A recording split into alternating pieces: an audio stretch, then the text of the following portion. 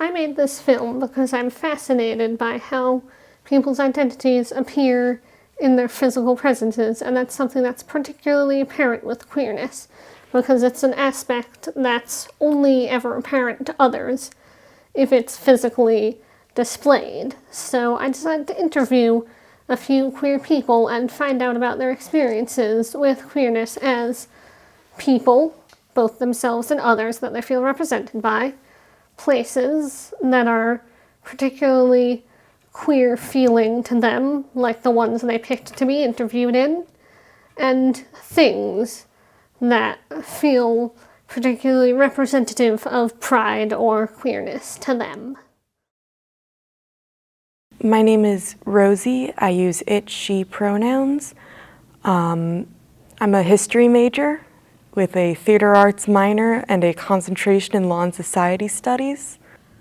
So this is actually, the building and stuff is where my first year intensive was taught here at Clark, queer horror. I'm Samara. I use she and they pronouns. I'm a senior, MCA major, creative writing minor. I'm the social media coordinator for PRISM, which is the queer club on Clark campus. I very intentionally thought that this would be a good setting because, like, you know, if you can't be yourself in your room and you can't feel comfortable and safe in your room, then it's like, where can you? I'm Claudia. I use she, her pronouns. I'm a sophomore at Clark. It's not necessarily that queer when there's nobody there. I feel like it more becomes that place when, you know, my class is in there. Like, it's more the discussions we have there than like the space itself. It's like what happens there. Like, my professor just talks about having a wife casually, and I really like that. And one of my classmates offhandedly mentioned that he was a trans man, and like, I feel like people just openly talking about it makes it a queer space. I've got lots of flags. I've got like little ones over there, but it's like things like this, and my wall plastered in colorful sort of reminders and representations of myself that make me feel comfortable. It was really good for me to see all sorts of different expressions of, I'm assuming all my classmates were some flavor of not cishet. Also to see my teacher. I'm not really sure how she identifies, but butch haircut, very cool clothes, and it was nice to see a person in a position of power present that way. I guess if pride is a thing that you can like touch, I guess it would be like being affectionate with people, like you're allowed to be in public, because that's, you know, being proud about it. Like, especially during a parade or something, you see people all together and stuff. I wrote a paper about the gay flag, and how having something that is like a symbol for your identity can be really powerful, because it's, you know, it's more than like a physical thing. It's a symbol for safety for a lot of queer people. This little button here, it's actually my very first pride pin I've ever gotten. I went to my first pride in high school. One of the friends that I went with, she was a butch lesbian. She noticed that I didn't have anything, so she gave me a little reproduction pin from the 80s that says, "I'm a lady lover." And it's someone just supporting me figuring out who I am, and that's really the most pride, I think. Pick a character who does represent me. Goodness.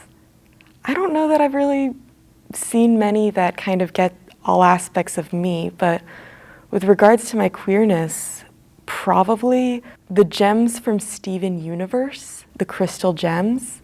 They do have a couple of discussions on gender in that show where it's like, we're just light projections. We just use she, her pronouns because that's what's easiest for everyone. And that sort of lack of a solid label, but you definitely know something queer is going on there.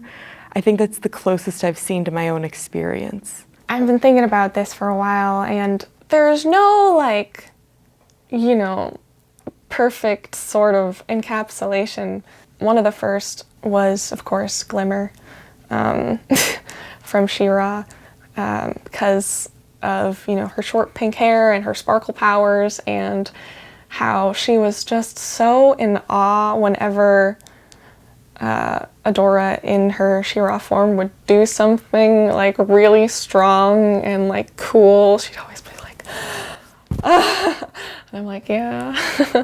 Back to horror class, actually, they had a screening of Jennifer's body, and I went for extra credit. The main character is a girl in high school, and she has a boyfriend, but she is very clearly bi because she's crushing on her best friend a little bit. And I liked seeing how this girl who was like straight passing in, you know, almost every way was just also bi. I've been told that I don't know what subtle is. And, you know, based on this is my bedroom, these are the clothes that I normally wear. I mean, you tell me. It's ever since I came out in like senior year of high school, I've always been one to be very loud and colorful and vocal about myself. I find myself, see, now I'm guilty of it. I find myself like tucking t-shirts into jeans and like following bi stereotypes to kind of feel, you know, like I'm part of the gang. It feels nice to like partake in that sort of thing, so I guess it kind of takes shape in how I go about my day by like how I present myself and stuff. Most of the time it's like little accessories that I just throw on. My mom got me a rainbow watch band that I forgot to wear today. A lot of gifts from my family tend to be about how I'm queer. I don't think my presence kind of oozes queerness in a positive way or a negative way. So it's the little things. I think it does show up more here, particularly, like not just at Clark, but kind of, like this is why I picked this place, like kind of in my horror classroom. Like my professor is queer and my classmates, a lot of them are queer, so they've said in discussions, and I feel like it's a place where it shows more because I feel like I can be it more and talk about it more. I look at my life the way historians analyze history almost, where every fact about a person is relevant to their experience. So I think kind of everything about me, my interactions with Judaism, my history degree, any jobs that I take, they're all kind of colored by that lens of I am queer. It does, for the most part.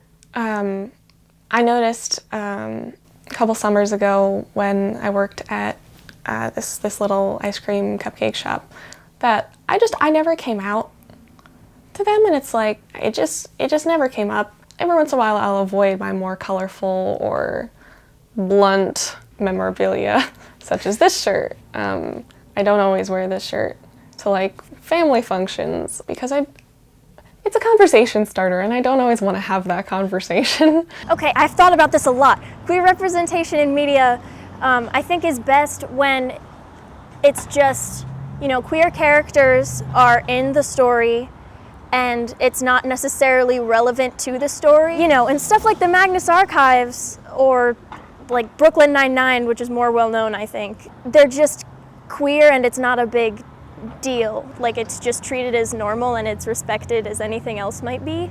I don't know, always.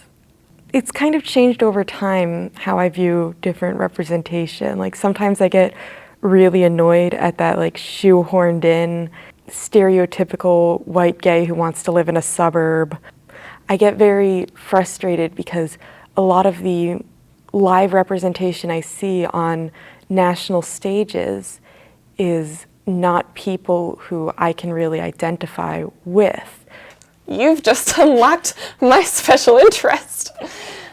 Since media and fiction is my major and I create media for fun, I've always been really in tune with looking for more queer representation because we see ourselves in these characters and we put ourselves in these situations, and if we don't see an alternative option, we don't know that we can be something else. Oh, like in a sliding scale of how queer I am?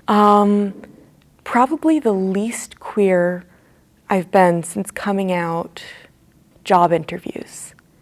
I'm very heterosexual looking during a job interview. And the most queer I've ever been, Rocky Horror. Yeah, Rocky Horror. I used to think I didn't look that queer, but then recently my friend told me that when she first met me, she did not get straight vibes, which changes everything. I don't know, I feel like I dress like this every day, like just like a tucked in shirt and jeans and Converse and like the stereotypical bisexual meme. I don't know, I guess the least queer I look is when I'm not really dressing to go anywhere, just like not really putting any thought into it. Well, obviously Pride.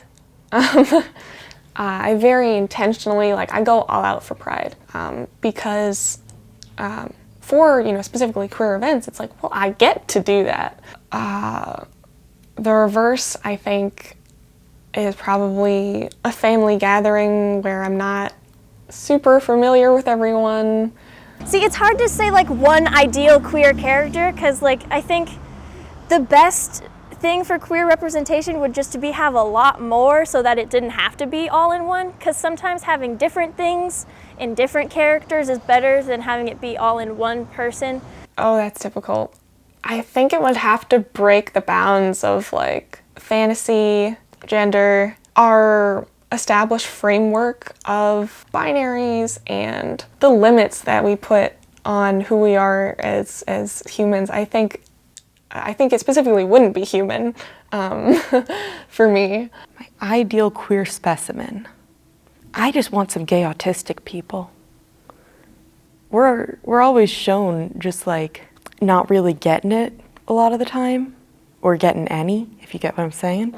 I just want like Data from Star Trek, but he's queer. That's what I'm looking for.